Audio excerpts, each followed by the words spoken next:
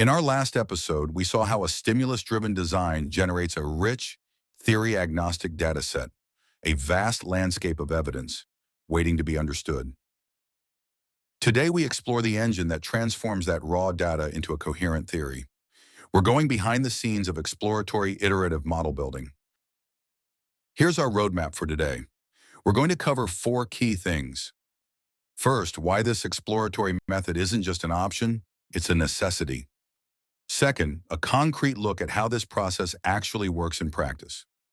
Third, and this is crucial, how we maintain rigorous standards to avoid false discoveries. And finally, why this mindset isn't a compromise. It's a fundamentally better way to tackle complex systems. So, why is exploration a necessity? It's simple. Because we didn't design our experiment to test specific pre-existing theories. We can't just run a standard hypothesis test.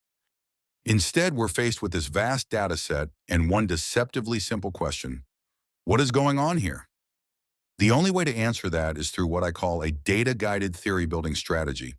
This means we build models, we test them, we refine them over and over again until we finally arrive at the one that best explains the data. At its heart, this isn't about testing, it's a process of discovery. Let me offer an analogy.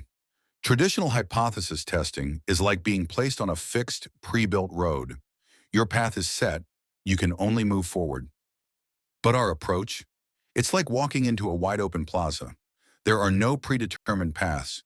You are free to explore. You can follow your curiosity, discover the layout for yourself. The goal isn't to stay on a single path, it's to map the entire plaza. So how does this work? It operates as a continuous, data-guided loop.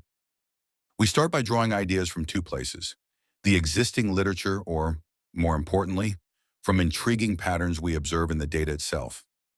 We then formalize these ideas into concrete quantitative models.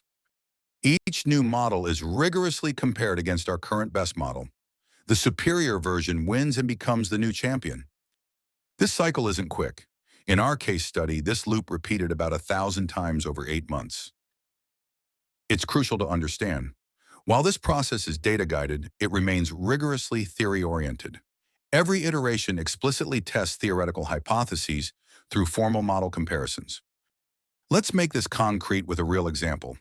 I initially built the model on an assumption that items in working memory interact with each other after they've been categorized into colors like red or blue. But when I tested this assumption directly against the data, the result was clear. I was wrong. The evidence strongly showed that these interactions happen earlier, on the raw, continuous color values themselves. This wasn't a test I had planned before collecting the data.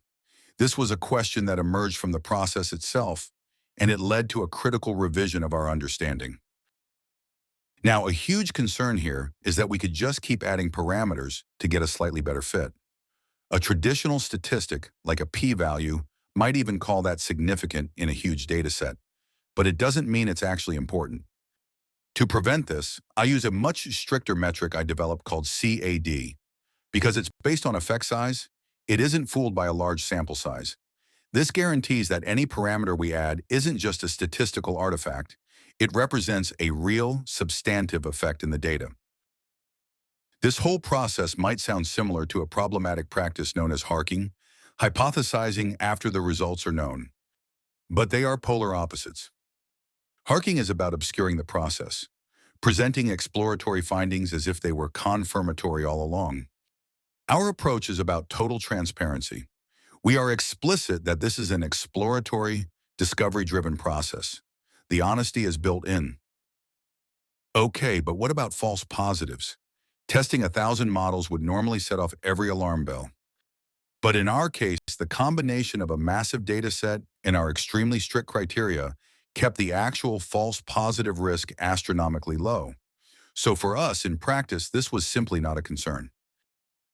Some of you might be thinking, why use this iterative modeling process? Why not just test every single possible model? The answer is simple. It's impossible. The space of possible models is astronomical. Iterative exploration isn't just the best way to navigate this space, it's the only sane way. A related question is, why not just exhaustively test a small, well-defined set of models? Here's the answer. An incomplete exploration of a large space almost always yields a better solution than an exhaustive test of a small one. Our model ended up outperforming a previous landmark model in the field, one that was built by exhaustively testing 32 models, which was a huge effort. Our advantage wasn't better skill, it was a broader approach. We weren't limited to a predefined set of factors. Now, I'll bet some of you are watching this and still feel a little uneasy about this process. Something about it feels less certain. And you know what? That feeling is incredibly common. It's probably a big reason theory-driven design remains so popular. But I think that feeling is actually a cognitive bias, what we call the paradox of choice. We have a strong preference for small, manageable sets of options that we can fully exhaust. We choose the comfort of certainty over the messy reality of a larger, more promising world of possibilities, even when the evidence shows it leads to better outcomes. It's like preferring the certainty of a small, familiar room to the vast, unknown, but full of potential world outside. Your feeling of unease. The problem is not the outside world.